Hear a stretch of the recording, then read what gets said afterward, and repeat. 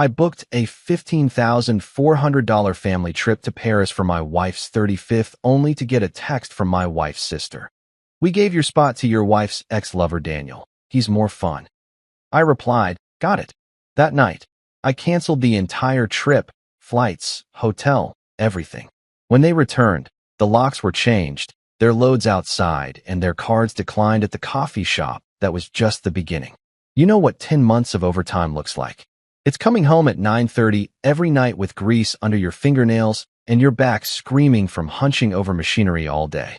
It's missing dinner with your family more nights than you're there for it. It's your 11-year-old daughter Ivy asking why daddy's always tired, and you telling her it's temporary, even though you're not sure you believe it yourself. But I had a plan, a vision that kept me going through those brutal shifts at the plant. Every extra hour I clocked, every weekend I spent fixing other people's equipment instead of relaxing with a beer and the game. It all had a purpose. Brielle's 35th birthday was coming up in March, and after 12 years together, 8 of them married, I wanted to do something that would blow her mind. Paris, the city of light, the place she'd been dreaming about since she was a kid flipping through those fancy travel magazines at the dentist's office. $15,000 for $100. That's what it took to make her dream come true. Not just any trip to Paris, either. I'm talking about the works. 5-star hotel overlooking the Seine, private tours of the Louvre and Versailles, dinner reservations at restaurants I couldn't even pronounce. And the crown jewel? A full-day photography session with a professional photographer who specialized in capturing couples against the backdrop of the Eiffel Tower during golden hour. See, Brielle had this thing about photography. She'd started taking pictures when we first got together, back when digital cameras were still pretty new and expensive. Over the years, she'd gotten really good at it. Good enough that she'd been talking about maybe starting her own little studio someday.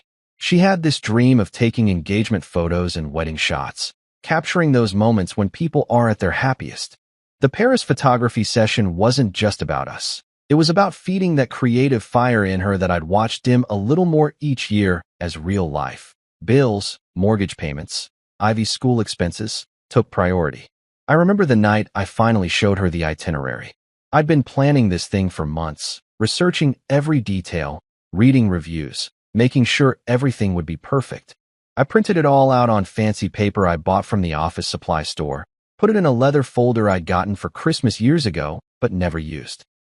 My hands were actually shaking a little when I handed it to her. We were sitting on the couch after dinner. Ivy was upstairs doing homework, and the house had that quiet, comfortable feeling it gets sometimes in the evening. Brielle was wearing this old sweater of mine that she'd claimed years ago. It was way too big on her, but she said it was the most comfortable thing she owned. Her dark hair was pulled back in a messy bun, and she had her reading glasses on because she'd been looking through some photography blogs on her laptop. "What's this?" she asked, looking at the folder with this curious little smile. "Open it," I said, trying to sound casual even though my heart was hammering like a teenager asking someone to prom. I watched her face as she read through everything. The flight details, the hotel description, the restaurant reservations. When she got to the photography session part, her eyes went wide. Really wide. She looked up at me with this expression I hadn't seen in way too long. Pure, unfiltered excitement. "Micah," she whispered, and her voice had this quality to it that made my chest tight. "This is, how did you? 10 months of overtime," I told her, grinning like an idiot. "Every extra shift, every weekend job. It's all for you, babe. Happy early birthday." That's when she smiled. Not just any smile, the smile. The one I fell in love with all those years ago when she was just this girl who worked at the coffee shop downtown and always remembered how I liked my order. The smile that made her whole face light up and made me feel like I could take on the world. She leaned over and kissed my cheek, soft and warm, and whispered against my skin. "Thank you, Micah. This is incredible. I can't believe you did this." I should have paid more attention to how she said it. Should have noticed something in her tone, maybe. But I was too caught up in feeling like I'd finally done something right, like I'd finally given her a reason to look at me the way she used to. Things between us had been, well, not bad exactly, but not great either. We'd fallen into that routine that happens to couples sometimes, where you're going through the motions, but not really connecting. I hoped, God, I really hoped, that this trip would remind her of who we used to be together. Remind both of us, really. I had no idea that soft kiss on my cheek, that gentle thank you, would be the last genuine affection I'd get from my wife. Had no clue that in less than a week, everything I thought I knew about my marriage, about my life, about the woman I'd been killing myself to make happy, would come crashing down around me like a house of cards in a hurricane. You ever have one of those moments where your entire world shifts on its axis? Where everything you thought you knew about your life gets flipped upside down in the span of about 15 seconds? Yeah, well, mine happened on a Tuesday afternoon while I was standing in the break room at work, stirring powdered creamer into what had to be the worst coffee known to mankind. My phone buzzed. Nothing unusual there. I get messages all day from work stuff, spam calls, you name it. But this one was from Kelsey, Brielle's younger sister. That should have been my first red flag right there, because Kelsey and I weren't exactly what you'd call close. We were cordial enough at family gatherings, but she'd never just randomly texted me before. Not once in all the years I'd known her. I almost didn't open it right away. Was planning to finish my coffee first, maybe grab those reports I needed from my locker. But something made me swipe on that notification. Call it intuition, call it dumb luck, call it whatever you want. All I know is that those 37 words completely destroyed the life I thought I was living. Hey Micah, we gave your spot to Brielle's ex, Daniel. He's more fun anyway. She didn't know how to tell you. I read it 3 times. Maybe 4. Just stood there in that dingy break room with its flickering fluorescent lights and the smell of burnt coffee and industrial cleaning supplies, staring at my phone screen like the words might magically rearrange themselves into something that made sense. Something that didn't feel like a sledgehammer to the gut. Your spot. To Brielle's ex. He's more fun anyway. The weirdest part? I didn't explode. Didn't start yelling or throw my phone against the wall or punch the vending machine like you see in movies. I just felt this strange, cold stillness wash over me. Like somebody had just turned off a switch somewhere deep inside my chest, and all the heat and life and feeling just drained right out of me. Daniel Morrison. I knew exactly who she was talking about. Brielle's ex from college, the one she dated for 2 years before we met. The guy was a walking cliché, trust fund kid, played lacrosse, drove a BMW his daddy bought him. He worked in marketing now for some tech startup, posted pictures of himself at wine tastings and art gallery openings all over social media. Real sophisticated type, you know? The kind of guy who probably knew which fork to use at fancy restaurants and could pronounce all those French menu items I'd been practicing in the mirror. Brielle had mentioned running into him a few months back at some coffee shop downtown. Said they'd just chatted for a few minutes, caught up on old times. No big deal, right? People run into their exes all the time. It happens. I didn't think anything of it. But apparently, Daniel was more fun than the husband who'd been working his ass off for 10 months to give her the trip of a lifetime. More fun than the guy who'd been getting up at 5:30 every morning, coming home exhausted every night. Also, she could have her perfect Paris moment. My hands weren't even shaking when I typed back. 2 words. That's all I could manage.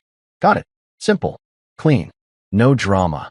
No questions. No begging for an explanation. Just acknowledgement. Like Kelsey had told me the weather forecast or reminded me about some dentist appointment. I hit send and slipped the phone back into my pocket. Took a sip of that terrible coffee and tried to figure out what the hell I was supposed to do next. Around me, the break room carried on like normal. Jimmy from maintenance was heating up some leftover pizza that smelled like cardboard and cheese. Sarah from accounting was complaining to anyone who'd listen about her teenage son's grades. The world kept spinning. People kept living their lives. But for me, everything had just gone dead quiet. The crazy thing is, I should have seen it coming.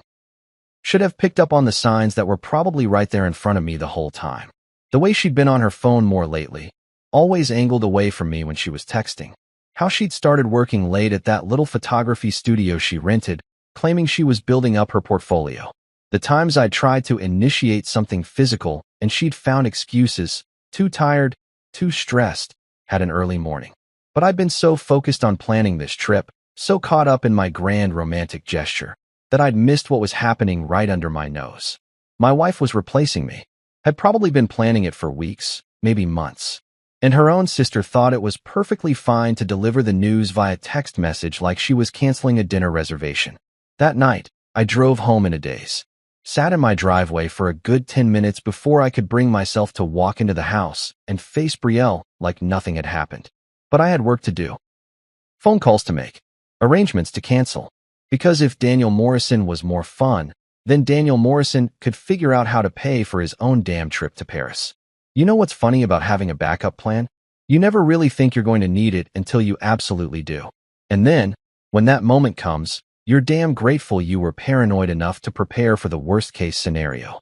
Uncle Ray had been that kind of guy, always thinking 3 steps ahead, always preparing for what might go wrong. When he passed away 2 years ago, he left me his little 2-bedroom condo across town. Nothing fancy, just a solid brick building from the 70s with good bones and a parking spot that wasn't a complete nightmare. Most people would have sold it right away, pocketed the cash, maybe put it toward the mortgage on the main house. But something told me to hold on to it. Maybe it was Uncle Ray's voice in the back of my head, reminding me that a man should always have options. Maybe it was just gut instinct. Whatever it was, I'd been quietly fixing the place up over the past couple years, working on it during weekends when Brielle thought I was at Home Depot or helping buddies with their projects. New flooring, fresh paint, updated fixtures. Nothing too expensive or fancy, but clean and livable.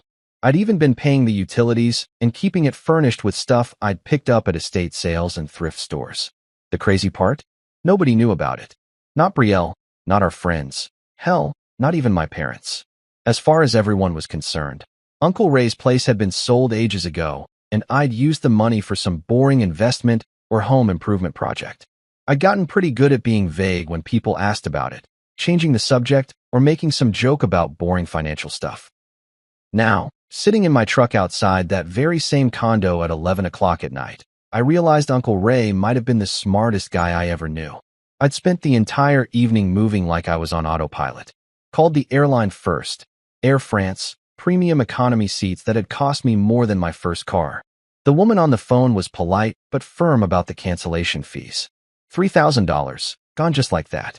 Then the hotel, some boutique place in the 7th arrondissement that had taken me weeks to research and book. Another $1,500 down the drain. The restaurant reservations, the tour bookings, the photography session that I'd been so excited about. Every single thing I'd spent months planning and saving for, canceled in the span of 2 hours. By the time I was done making calls, I was out almost $5,000 in fees alone. But you know what?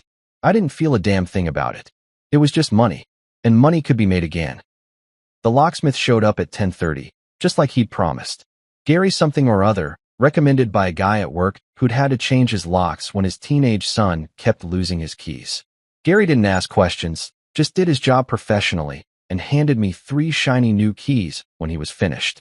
The house that Brielle and I had shared for 6 years now belonged to me and me alone. I'd packed light, just 2 duffel bags and a box of important papers. Clothes, toiletries, my laptop, a few personal items that actually mattered to me. Everything else could stay exactly where it was for now. Let Brielle wonder where I'd gone when she got back from her romantic Paris getaway with Mr. More Fun. My phone rang just as I was locking up. Cyrus, my younger brother, probably wondering why I was calling him at 10 o'clock asking if he could help me move some stuff. Cyrus was good people, 3 years younger than me, worked construction, had his head screwed on straight. More importantly, he knew when to ask questions and when to just roll with whatever crazy thing his big brother needed. "You sure about this, man?" he asked as we carried the last box up to the 2nd floor of the condo. He'd shown up without hesitation, no questions asked, but I could see the concern in his eyes. Never been more sure of anything in my life. I told him, and I meant it. "She really did you that dirty, huh?" I nodded, not trusting myself to say much more about it. The details could wait. Right now, all that mattered was getting myself situated in my new reality. "You good?" Cyrus asked as we stood in the living room of what was now officially my bachelor pad. It wasn't much to look at, generic furniture, blank walls, the kind of place that screamed temporary, but it was mine. All mine. "Better than ever," I replied, and for the first time in months, maybe years, I actually felt like I could breathe. Cyrus clapped me on the shoulder and headed for the door. "Call me if you need anything, all right?" And I mean anything. After he left, I cracked open a beer I'd found in the fridge, probably left over from one of my weekend fix-it sessions, and sat down on the couch that Uncle Ray had probably bought during the Clinton administration. Tomorrow, I'd start figuring out the rest of my life. Tonight, I was just going to enjoy the silence. Acting normal when your world has been turned upside down is probably one of the hardest things a person can do. But I'll tell you what, I deserve an Oscar for the performance I put on that Thursday morning when they left for the airport. I got up at my usual time, made coffee like I always did, even hummed a little tune while I scrambled some eggs for Ivy's breakfast. She came downstairs in her school uniform, backpack slung over one shoulder, completely oblivious to the fact that her mother was about to discover that her secret Paris vacation with her ex-boyfriend was going to turn into the most expensive lesson in consequences she'd ever received. "Daddy, are you sad that Mommy's going away without you?" Ivy asked, stabbing at her eggs with more force than necessary. My 11-year-old daughter was smart as a whip, always picking up on things that adults thought they were hiding. "Nah, sweetheart," I said, ruffling her dark hair that looked just like her mother's. "Sometimes grown-ups need to take trips by themselves. Besides, you and I are going to have some serious fun while she's gone." Brielle came down a few minutes later, rolling her fancy new suitcase behind her. She'd bought it specifically for this trip, bright red, expensive, the kind that screamed, "Look at me, I'm going somewhere exotic." She was dressed up more than usual, wearing that blue dress I'd complimented her on last month, her hair done in loose curls that probably took her an hour to perfect. "The Uber should be here in about 10 minutes, she said, not quite meeting my eyes. There was something in her voice, a nervous energy that I might have mistaken for travel excitement if I didn't know what I knew. "Sounds good," I replied, taking a sip of my coffee and scrolling through my phone like I had nothing more pressing on my mind than checking the weather. When it was time for them to leave, I walked them to the door like the devoted husband and father I'd always been. Kelsey was waiting in the Uber, sunglasses on even though it was barely dawn, looking like she thought she was some kind of celebrity. She gave me a little wave through the window that made my stomach turn, knowing what she'd done, what she was helping to orchestrate. I kissed Brielle's forehead, just like I had thousands of times before. Her skin was soft and smelled like that vanilla perfume she always wore, and for just a second, I almost felt bad about what was going to happen. Almost. "Have a great time," I said, my voice steady as a rock. "Take lots of pictures." Then I knelt down and wrapped Ivy in the biggest bear hug I could manage. "You be good for your mom and Aunt Kelsey, okay? And remember what we talked about yesterday." We hadn't talked about anything special yesterday, but Ivy nodded seriously anyway, always eager to be part of some imaginary conspiracy with her dad. "Love you, Daddy," she whispered in my ear, and that hug meant more to me than any of the fake affection I'd been getting from her mother lately. I waved from the front porch as the Uber pulled away, keeping that smile plastered on my face until they disappeared around the corner. Then I went back inside, poured myself another cup of coffee, and settled in to wait. See, here's the thing about being methodical. When you cancel airline tickets, hotel reservations, and tour bookings, those confirmations don't just disappear into thin air. The airlines send emails. The hotels send notifications. And when you're dealing with international travel, there are all kinds of systems in place to make sure everyone's on the same page. Daniel Morrison, trust fund baby extraordinaire, was probably sitting at the airport right about now, checking his phone every 5 minutes and wondering where the hell his boarding passes were. Maybe he'd already figured out that something was wrong.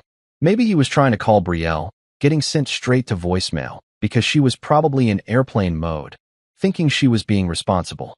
I had this whole setup on my laptop, notifications from the security system I'd installed last year, cameras that covered the front door, the driveway, even the back patio. Brielle had complained about it at the time, said I. By my calculations, they'd be back by Sunday evening, maybe Monday morning if they decided to extend their stay in whatever cheap hotel they managed to find at the last minute. The look on Brielle's face when she realized her perfect romantic getaway had turned into a complete disaster was going to be priceless. I spent the day organizing my new place, unpacking those last few boxes, making myself at home. Ordered some Chinese takeout for dinner, and watched the game on the flat-screen TV I'd mounted on the wall last weekend. For the first time in months, I felt completely relaxed.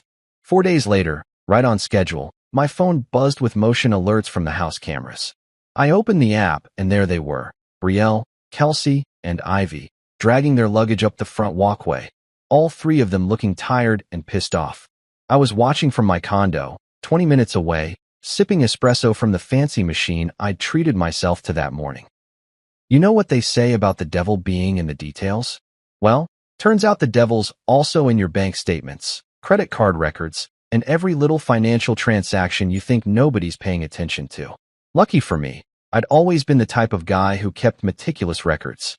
Brielle used to tease me about it, called me her anal retentive accountant husband, whenever she'd find me organizing receipts or balancing our checkbook on Sunday mornings. Funny how that anal retentive habit was about to save my ass. The morning after they got back from their failed Paris adventure, I was already 3 steps ahead of whatever sob story Brielle was planning to feed me. I'd spent the weekend doing something I probably should have done years ago, going through our finances with a fine-tooth comb. And what I found made that text message from Kelsey look like a love letter. I started with the obvious stuff first. Our joint checking account, the one we'd opened when we first got married, had been slowly hemorrhaging money for months. Small amounts, nothing that would trigger any red flags if you weren't looking for them. $50 here, $120 there, sometimes as little as $30. The kind of withdrawals that could easily be explained away as grocery runs, gas money, or those little emergency expenses that pop up when you're raising a kid. But when you add them all up over the course of 12 months, $28,347, nearly 30 grand, just gone. I sat there at my kitchen table in the condo, laptop open, coffee getting cold, staring at the numbers on the screen like they might suddenly start making sense. $28,000. That was more than half of what I'd busted my ass working overtime to save for that Paris trip. Money that was supposed to be for Ivy's college fund, for home repairs, for emergencies. Money that Brielle had been systematically siphoning off to some account I'd never heard of. The account was listed under her maiden name, Brielle Hartwell, instead of Brielle Patterson. Smart. I had to give her credit for that. If I hadn't been looking specifically for suspicious activity, I never would have caught it. The bank statements were being sent to a P.O. box downtown, probably one she'd rented months ago when she started planning her little escape route. But here's the thing about being married to someone for 8 years. You learn their patterns, their habits, their tells. And Brielle had always been terrible at covering her tracks when she was up to something. Like the time she threw me a surprise birthday party and kept leaving party supply store receipts in her purse, or when she tried to hide Christmas presents and forgot to clear her Amazon browsing history. This was just a bigger, more elaborate version of the same sloppy planning. Franklin Shaw, my attorney, was the kind of lawyer you want in your corner when everything's falling apart. Mid-50s, sharp as a tack, with the kind of reputation that made other lawyers nervous. I'd used him for some business stuff a few years back when I was setting up my side consulting gig, and he'd always struck me as the type who'd rather deal in facts than feelings. "This is good," Franklin said, leaning back in his leather chair after I'd laid out everything I'd found. "Really good. Financial misconduct in a marriage case like this? With documentation this thorough? Micah, your wife just handed you the divorce settlement on a silver platter." He walked me through the process of freezing the joint accounts, which was easier than I'd expected since my name was on everything and I could prove I was the primary earner. One phone call to the bank, a few forms to fill out, and just like that, Brielle's access to our shared money was cut off completely. Next came the business finances. I'd been running a small equipment repair consultancy on the side for the past few years, mostly weekend work helping other contractors fix their machinery. Nothing huge, but it brought in decent money and gave me something to do that wasn't just the day job at the plant. All of that income had been going into our joint account, which meant Brielle had been helping herself to my side hustle earnings too. Franklin helped me set up new business entities, separate accounts, the whole 9 yards. By the end of the week, every dollar I earned from here on out would be completely insulated from whatever financial games Brielle thought she was playing. The audit results were the final nail in the coffin. Not only had she been moving money to her secret account, but she'd been using our joint credit cards for expenses that had nothing to do with our family. Expensive dinners at restaurants I'd never been to, hotel rooms booked during times when she'd claimed to be working late at her photography studio, even a jewelry purchase for over $800 that had never made it home to our house. "This isn't just marital misconduct," Franklin explained, tapping his pen against the stack of evidence we'd compiled. "This is financial fraud. She was using marital assets to fund an extramarital affair, and she was stupid enough to leave a paper trail." We filed the divorce papers on a Wednesday morning. Quietly, efficiently, just like Franklin had promised. No drama, No big confrontations, just cold, hard legal documentation that laid out exactly what Brielle had been up to and exactly what it was going to cost her. The voicemail came 3 days after I'd filed the papers. Daniel Morrison's voice, trying to sound all reasonable and mature, like we were just two guys who'd had some kind of misunderstanding at a barbecue, instead of him screwing my wife behind my back for over a year. Hey, Micah. It's Daniel. Look, man, I know this whole situation is complicated, but I think maybe we should talk, man to man. This wasn't supposed to happen like this, and I feel like there might be some things you don't understand about the whole Paris thing. Maybe we could grab a beer sometime, clear the air? I don't know, just call me back when you get this, all right? I played that message probably 6 times, sitting in my truck in the parking lot of the grocery store, just listening to the tone of his voice. The guy actually sounded sincere, like he genuinely believed he was the victim here. Like somehow I was the one who'd misunderstood the situation when he'd literally stolen my wife and my $15,000 vacation. You know what's funny about guys like Daniel? They go through life thinking everything can be fixed with the right conversation, the right explanation, the right angle to make themselves look like the good guy. He probably had this whole speech prepared about how he and Brielle had connected on a deeper level, or some other bullshit justification for destroying someone else's family. You know what I did with that voicemail? Absolutely nothing. Didn't call him back, didn't text him, didn't acknowledge his existence in any way, shape, or form. Some conversations aren't worth having, and any discussion with the man who'd been sleeping with my wife definitely fell into that category. But the thing that really got to me wasn't Daniel's pathetic attempt at damage control. It was thinking about what this whole mess was doing to the one person in our family who didn't deserve any of it. The real casualty in all this wasn't me, and it wasn't Brielle, and it sure as hell wasn't Daniel Morrison. It was Ivy, my 11-year-old daughter, who was smart enough to know something was seriously wrong, but too young to understand the full scope of what her mother had done to our family. Kids notice everything, They pick up on tension, on the things adults don't say, on the way people's voices change when they're trying to act normal, but failing miserably. Ivy had been watching her mom cry at random times, during dinner, while folding laundry, even during her favorite TV shows. She'd been asking questions that I wasn't sure how to answer without completely destroying her image of the woman who was supposed to be her role model. The house felt different now that I wasn't living there anymore. When I'd pick Ivy up for our time together, I could see it in her eyes, this confused sadness that broke my heart every single time. She was trying so hard to be strong, to act like everything was normal, but I could tell she was struggling with feelings she didn't have words for yet. "Daddy, why is Mommy so sad all the time?" she asked me one afternoon when I'd picked her up from school. We were sitting in my truck outside her school, and she was picking at the straps of her backpack like she always did when something was bothering her. The honest answer was that her mommy was sad because her affair had blown up in her face, and she was finally dealing with the consequences of her choices. But you can't exactly explain that to an 11-year-old without causing more damage than you're trying to prevent. "Why don't you ask her?" I said, which probably wasn't the most helpful response, but I was still figuring out how to navigate this whole thing myself. I did. She just starts crying more. That hit me right in the chest. Here was my kid, trying to comfort her mother who was falling apart because her secret relationship had exploded, and Ivy didn't even know why any of it was happening. She was carrying the emotional weight of her mother's guilt without understanding what that guilt was about. So I made a decision that probably would have horrified some family counselors somewhere, but felt like the right thing to do in that moment. I told her the truth. Not all of it. Not the ugly details about financial fraud and secret accounts and hotel rooms, but enough so she could understand why her family was falling apart. "Sometimes grown-ups lie, sweetheart," I said, reaching over to squeeze her hand. "And sometimes they learn what lying costs." I could see her processing this information, her young mind trying to make sense of adult problems that shouldn't have been her burden to carry. But Ivy had always been mature for her age, had always been the kind of kid who preferred honest answers to comfortable lies. "Are you and Mommy getting divorced?" she asked, her voice small but steady. "Probably, yeah. Can I live with you?" Just like that. No hesitation, no wavering, no asking for time to think about it.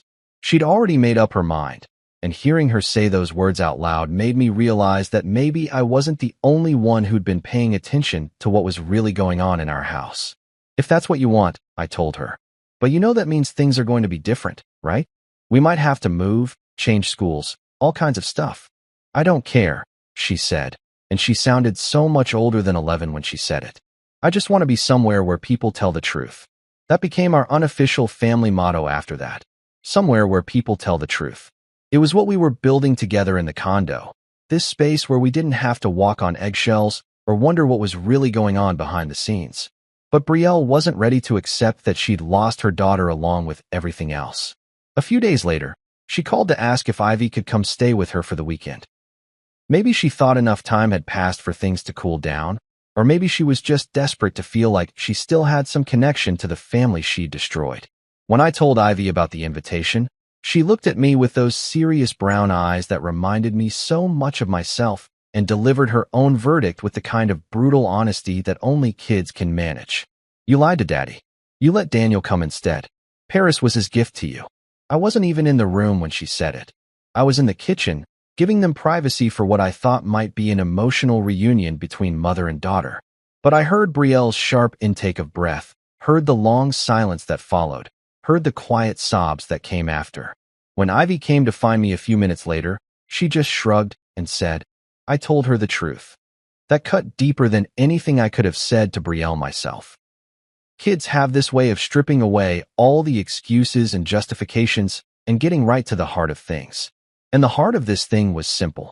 Brielle had chosen someone else over her own family, and now she was learning what that choice was going to cost her. You ever watch one of those crime shows where the detective slowly pieces together all the evidence, and you think to yourself, how the hell did the criminal think they'd get away with this? Well, that's exactly how I felt sitting in Franklin's office, watching him spread out months' worth of evidence across his conference table like he was solving a murder case. Except instead of a dead body, we were dealing with a dead marriage, and instead of a killer, we had my wife and her sister playing amateur hour at espionage. Your wife is either incredibly naive or incredibly stupid, Franklin said, adjusting his reading glasses as he flipped through a stack of printed emails. Probably both. The digital forensics guy Franklin had recommended, some tech wizard named Marcus who looked like he was maybe 25, but talked like he'd been doing this for decades, had managed to recover deleted text messages, emails, even some voicemails that Brielle thought had been permanently erased. Turns out, when you're cheating on your husband, you should probably invest in better technology than a basic iPhone and a Gmail account with a password that's your daughter's birthday, plus your wedding anniversary. The timeline Marcus had put together was like reading a how-to guide on destroying your family. The affair had started 14 months ago, not the few weeks or couple months I'd been imagining. 14 months of lies, of looking me in the eye every morning over coffee and pretending to be the devoted wife and mother while she was planning her exit strategy. The first email was from March of last year. Brielle had reached out to Daniel through Facebook, ostensibly to congratulate him on some promotion he'd posted about. Innocent enough, right? Just old friends catching up. But by the fourth email, they were sharing inside jokes about college memories I wasn't part of. By the 10th, they were making plans to meet for coffee, just to catch up properly. Look at this one, Franklin said, sliding a printed email across the table. June 15th, last year. She's telling him about problems in your marriage, complaining that you work too much, that you don't understand her artistic aspirations. I read the email twice, my jaw clenching tighter with each sentence. According to my wife, I was a workaholic who didn't appreciate her creativity, who was too focused on practical things like paying the mortgage and saving for our daughter's future to understand her need for intellectual stimulation and emotional connection. She'd painted me as some kind of caveman who couldn't appreciate the finer things in life, while Daniel was this sophisticated Renaissance man who actually got her. The really sick part? She was complaining about me working too much while I was literally killing myself with overtime to save money for the Paris trip I thought would make her happy. But Brielle wasn't the only one who'd been playing games. Kelsey, her dear sweet sister who delivered that bombshell text message, had been actively facilitating the affair from almost the beginning. There were text threads between the sisters that read like something out of a spy novel, complete with code words and elaborate alibis. Photography workshop in Chicago meant weekend with Daniel at some boutique hotel. Girls' night with college friends was code for Brielle meeting Daniel, while Kelsey babysat Ivy and provided cover stories. Studio time was their catch-all excuse for pretty much any time Brielle wanted to sneak off for a few hours. Marcus had even found hotel receipts. 8 different hotels over the past year, always paid for with cash or prepaid credit cards. Always during times when Brielle had told me she was working on building her photography portfolio or attending networking events. The most expensive was a weekend at some resort in wine country that cost more than we usually spend on groceries in a month. This is where it gets really interesting, Franklin said, pulling out a thick folder labeled Financial Analysis. The second phone plan. Apparently, Brielle had been smarter than I'd given her credit for in at least one area. She'd opened a separate cell phone account under her maiden name, complete with a new number that only Daniel and Kelsey knew about. All those late-night work calls and client consultations had actually been hour-long conversations with her boyfriend, planning their future together while I was in the next room watching TV or helping Ivy with homework. The phone records told the whole story. Calls that started as 5 or 10 minutes and gradually got longer. Text message timestamps that showed they were talking every single day, sometimes multiple times per day. Picture messages that I probably didn't want to see, but that proved this wasn't just some emotional affair that had gotten out of hand. When Brielle finally decided to sue me for financial abandonment, claiming I'd left her and Ivy without support and that she deserved alimony, Franklin was practically rubbing his hands together with glee. "She's giving us the perfect opportunity," he explained. "When someone sues you, the discovery process goes both ways. She wants to dig into your finances? Great. We get to present all of this evidence in open court." The court date was set for a Thursday morning in November. Brielle showed up with some lawyers she'd found through legal aid, a young guy who looked like he'd rather be anywhere else in the world. Her lawyer had clearly been expecting a straightforward case of an abandoned wife seeking support, not the document dump that Franklin unleashed on them. I watched from the plaintiff's table as Franklin methodically presented evidence. The secret bank account, the hotel receipts, the phone records, the emails detailing their affair and plans to be together. By the time he got to the part about Kelsey's role as accomplice and enabler, the judge's eyes had gone wide and Brielle's lawyer had gone pale. Her lawyer actually asked for a recess after the first hour. There's something uniquely pathetic about watching someone beg for forgiveness when you know damn well they're not actually sorry for what they did. Mascara running down her cheeks, trying to convince me that everything could go back to the way it was before. "I made a mistake, Micah," she said for probably the 5th time in 10 minutes, clutching a tissue that had seen better days. "A huge, stupid mistake. But we can work through this, can't we? For Ivy's sake. For Ivy's sake." That was rich, coming from the woman who'd been planning to abandon her daughter for a life with her college boyfriend. I'd read those emails between her and Daniel, seen the messages where she talked about how much easier things would be once she sorted out the custody situation and could start fresh. Like our kid was just some inconvenient detail to be handled by lawyers. I took a sip of my coffee, black, no sugar, because why pretend life was sweet when it wasn't, and studied the woman I'd been married to for 8 years. She looked older somehow, like the stress of the past few weeks had aged her in dog years. Her photography studio had lost 3 major clients once word got around about what had happened. Small-town gossip travels fast, and when you're in the business of capturing people's happy moments, having your own life fall apart because of an affair doesn't exactly inspire confidence. "I don't think you understand what forgiveness means," I said finally. "Forgiveness isn't pretending something didn't happen. It's accepting that it did happen and choosing to move forward anyway. But moving forward doesn't mean going back to the way things were." She reached across the table like she was going to touch my hand, then seemed to think better of it. "I know I hurt you. I know I screwed up everything we built together. But I'm willing to do whatever it takes to fix this. Counseling, therapy, whatever you want. What I want," I said, leaning back in my chair, "is for you to understand that this isn't about what I want anymore. You made your choice when you decided Daniel was more fun than your husband. Now you get to live with the consequences." That's when she started crying harder, and I felt absolutely nothing. Not satisfaction, not pity, not even anger. Just this cold, empty feeling where all my emotions about her used to be.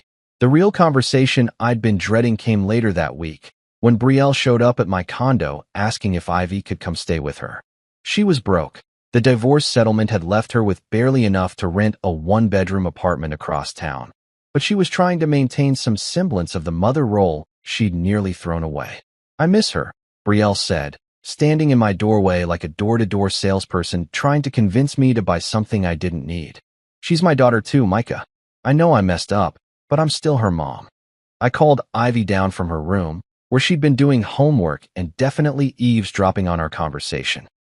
My daughter had gotten good at reading the room over the past few months, and she could sense tension from 3 rooms away. "Mom wants to know if you'd like to come stay with her this weekend," I said, trying to keep my voice neutral. This had to be Ivy's choice, not mine, no matter what I thought about it. Ivy looked at her mother for a long moment, and I could see the wheels turning in her head. She was 11, but she'd been forced to grow up fast over the past few months. She'd seen her mother's lies exposed, watched her cry over the consequences of her own choices, and heard enough hushed phone conversations to piece together most of what had happened. When she finally spoke, her voice was steady and clear, with the kind of brutal honesty that only kids can deliver. "You lied to Daddy. You let Daniel come instead. Paris was his gift to you." The words hit Brielle like a physical blow. She actually took a step backward, her hand going to her chest like she was having trouble breathing. "Ivy, sweetheart, it's complicated." "No, it's not," Ivy interrupted, and there was something in her tone that reminded me of myself. "You picked someone else over us. You picked someone else over me." Brielle looked at me desperately, like I was going to jump in and rescue her from our daughter's judgment. But this wasn't my conversation to have. This was between a mother and the child she'd been willing to abandon, and Ivy had every right to speak her truth. "I never meant for any of this to happen," Brielle whispered. "But it did happen," Ivy said simply. "And now I don't want to stay with you this weekend. Or any weekend." That was it. No screaming, no dramatic declarations, just a quiet, final verdict from the person who mattered most in all of this mess. Brielle left without another word, and I found Ivy in the kitchen a few minutes later, making herself a peanut butter sandwich like nothing had happened. "You okay, kiddo?" I asked. She shrugged. "I'm tired of people lying to me. At least with you, I know what's real. You know how they say that when one door closes, another one opens? Well, sometimes you're the one holding the matches that burn the whole damn house down. And that's exactly what I did when I put our family home on the market. 6 days. That's how long it took to sell the place where I'd thought I was building a life with someone who actually gave a damn about our marriage. The real estate market was hot, sure, but I think what really sealed the deal was the fact that I priced it to move. I wasn't trying to squeeze every last dollar out of the sale. I just wanted to be done with it. Done with walking through rooms that held memories of a woman who'd been lying to my face for over a year. The buyers were a young couple with a baby on the way, both of them glowing with that optimistic energy that people have when they think love conquers all, and that their story will somehow be different from everyone else's. The husband reminded me of myself 8 years ago, working-class guy with calloused hands and big dreams, looking at that house like it was going to be the foundation of everything good in his life. I almost wanted to warn him. Almost wanted to pull him aside and tell him to make sure he really knew the woman he was buying this house with, to pay attention to where she went when she said she was working late, to maybe keep an eye on the bank statements. But that wouldn't have been fair. Maybe their story would be different. Maybe she actually was who she claimed to be. The day of the closing, I walked through the house one last time, not out of nostalgia, but just to make sure I wasn't leaving anything behind that mattered. I'd already taken what I wanted. Mostly pictures of Ivy and me, a few tools that had belonged to my dad, some books I'd actually read more than once. Everything else could stay. The furniture, the decorations Brielle had picked out, the fancy kitchen appliances we'd bought when we thought we were investing in our future together. None of it meant anything to me anymore. The only moment that gave me pause was standing in Ivy's room, looking at the purple walls we'd painted together when she was 7, the glow-in-the-dark stars she'd insisted on putting on the ceiling in completely unscientific patterns. But even that was okay.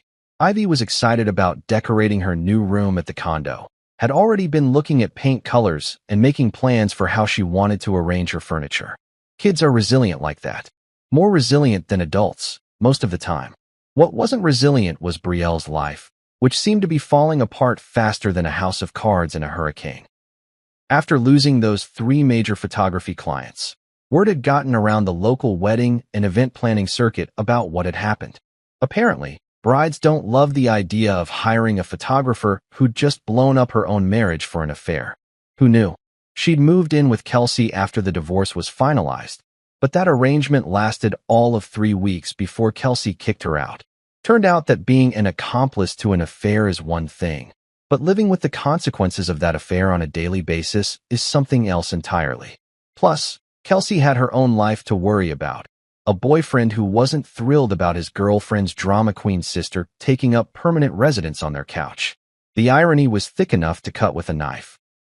Brielle, who'd thought she was trading up from a working-class husband to some sophisticated trust fund prince, was now bouncing between friends' couches and cheap extended-stay motels, while Daniel Morrison had quietly disappeared from her life like morning fog. See, here's what Brielle had never understood about guys like Daniel. They're great at being the other man, the exciting escape from reality, the forbidden fruit that makes life feel more interesting. But when reality comes knocking, when there are divorce papers and custody battles and actual consequences for their actions, those guys tend to vanish faster than free beer at a construction site. Daniel had found himself a new distraction, some marketing executive from his company who probably didn't come with the baggage of a destroyed marriage and a kid who hated her. Brielle found out about it the same way she'd found out about most things in her life lately. Through social media, scrolling through Instagram posts of Daniel and his new girlfriend at some wine tasting event, both of them looking perfectly happy and completely unburdened by the wreckage they'd left behind. That's when Kelsey tried to reach out to me. A text message that popped up on my phone while I was helping Ivy with her math homework, both of us sitting at the kitchen table in our new place, working through fractions like they were the most important thing in the world. Micah, you didn't have to be so cold. I stared at that message for a full minute, trying to figure out what alternate universe Kelsey was living in where I was the villain in this story. This was the same woman who'd helped orchestrate her sister's affair, who'd babysat my daughter while Brielle was off screwing her ex-boyfriend, who delivered the news about Paris via text message like she was canceling a dinner reservation. My response was probably longer than it needed to be, but sometimes you have to spell things out for people who seem determined to miss the point. You replaced a husband with an ex. What did you expect? Flowers? I hit send and then blocked her number. Some conversations aren't worth having, and any discussion with someone who thought I should have been more understanding about my wife's infidelity definitely fell into that category. The beautiful thing about cutting toxic people out of your life is how much mental energy it frees up for the things that actually matter. With Brielle and her enablers firmly in the rearview mirror, I could focus on being the kind of father Ivy deserved and building the kind of life I actually wanted instead of the one I'd thought I was supposed to want. The new condo was smaller than the house, but it felt bigger somehow. Cleaner, more honest. Ivy had claimed the bigger bedroom, which was fine by me. She needed space for her art supplies and her books and all the projects she was always working on. The living room had become our hangout spot, where we'd watch movies on Friday nights or work on puzzles that took us weeks to finish. Simple pleasures, but real ones. The kind you don't appreciate until you've lived through months of lies and manipulation and uncertainty about what's actually true in your own life. I'd started a new business too, expanding that side consulting work into something more substantial. Turns out, when you're not spending every spare minute trying to save a marriage that was already dead, you have a lot more time and energy to focus on building something that's actually worth building. The equipment repair consultancy was doing well enough that I was thinking about hiring an assistant, maybe renting a small shop space instead of working out of my garage.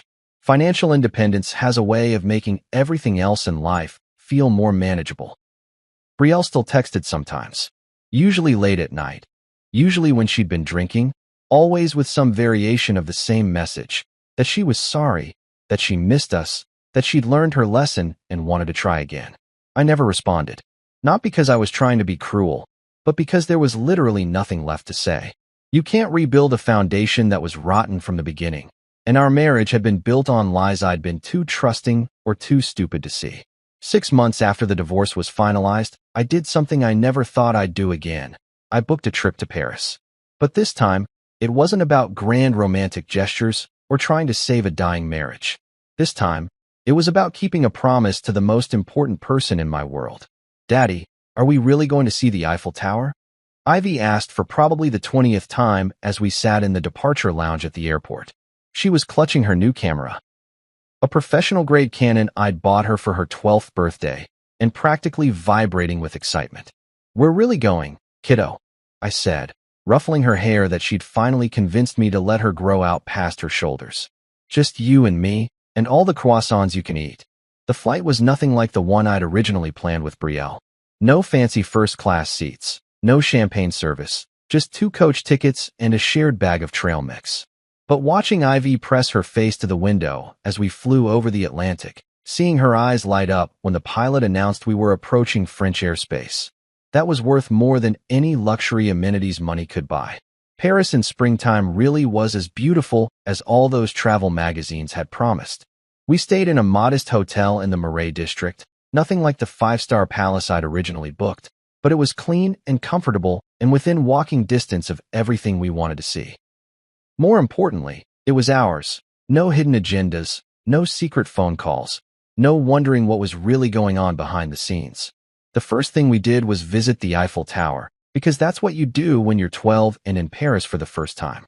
Ivy took approximately 400 pictures from every conceivable angle, including a bunch of selfies of us together with the tower in the background. In one of my favorites, she's grinning so wide you can see the gap where she'd lost a tooth the week before we left. And I'm looking at her instead of the camera because her joy was more interesting to me than any landmark. "This is so much better than looking at pictures online," she said as we sat on a bench in the Trocadero Gardens, sharing a bag of crepes from a street vendor. "Mom always said she wanted to take pictures here, but I bet they wouldn't have been as good as mine." It was the first time she'd mentioned Brielle in weeks, and I waited to see if she wanted to talk about it more. But she just took another bite of her crepe and started planning which museum we should visit next, like the moment had passed as quickly as it came. We spent 5 days in Paris, hitting all the tourist spots, but also just wandering around neighborhoods, sitting in cafes, people watching in parks. Ivy documented everything with her camera, but she was also present in a way that impressed me, not just seeing everything through a lens, but actually experiencing it. She chatted with street artists in broken French, convinced me to try escargot at a restaurant that probably cost more than I should have spent, and insisted on walking the entire length of the Champs-Élysées, even though her feet were killing her. On our last night, we took a boat cruise on the Seine at sunset. Ivy was quiet for most of the ride, just watching the city slide by from the water, taking pictures, but also just absorbing it all. As we passed under the Pont Neuf, she leaned against the railing next to me and said something that caught me completely off guard. "I'm glad it's just us," she said quietly. "I mean, I know Mom was supposed to come on the original trip, but I'm glad she didn't. This feels more real." Real. That was exactly the right word for what we'd built together over the past year. Real conversations, real trust, real love that wasn't conditional on anyone pretending to be someone they weren't. When we got back home, I officially launched Patterson Equipment Solutions. The consulting business had grown enough that I was able to quit my job at the plant and work for myself full-time. It wasn't glamorous work, mostly helping small contractors troubleshoot machinery problems and teaching them basic maintenance. But it was honest work that let me set my own schedule and be there for Ivy when she needed me. We bought a house 6 months later. Nothing fancy, just a 3-bedroom ranch style in a good school district with a big backyard and a garage I could convert into a workshop. Ivy got to pick out the paint colors for her room. She went with a soft yellow that reminded her of the sunset we'd watched from the Eiffel Tower, and we spent weekends hitting estate sales and thrift stores, furnishing the place with pieces that had character instead of just price tags. The photography studio in Ivy's room started as just a corner with good natural light, but it grew into something more elaborate as she got more serious about her hobby. She'd inherited her mother's eye for composition, but unlike Brielle, Ivy was more interested in capturing real moments than creating perfect poses. Her favorite subjects were candid shots of our neighbors, street scenes from our weekend walks, and close-ups of flowers in our garden that revealed details most people never noticed. Brielle still texted sometimes, usually around holidays or Ivy's birthday, always with some variation of the same message about missing us and wanting to be a family again. I'd stopped blocking her number because Ivy had asked me not to. She said she might want to respond someday, when she was ready, but neither of us ever did. The truth was, we didn't need to respond. We'd already built something better than what we'd lost. Something honest and stable and real, where the people you love actually choose to be there instead of just going through the motions while planning their escape. Because once a structure collapses, you don't rebuild it with the same weak beams. You build new, stronger, wiser. And this time, you double-check the foundation before you trust it with anything that really matters.